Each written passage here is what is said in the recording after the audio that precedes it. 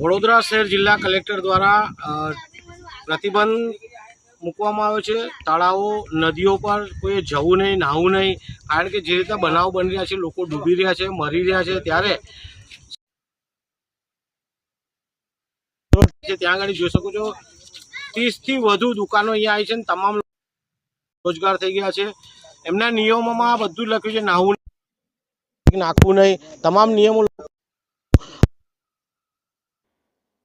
બોર્ડમાં નથી। તો વડોદરા શહેર કલ્યાણને આ બાબતે ધ્યાન દોરે છે કે જે પણ દુકાનો છે એ રોજીરોટી પોતાના ગુજરાન ચલાવી રહ્યા છે, પરિવારનું ગુજરાન ચલાવી રહ્યા છે, ત્યારે આ સિંધરોડ તેમજ અન્ય જે નદીઓ છે ત્યાં હરવા ફરવાની વ્યવસ્થા ચાલુ રાખે।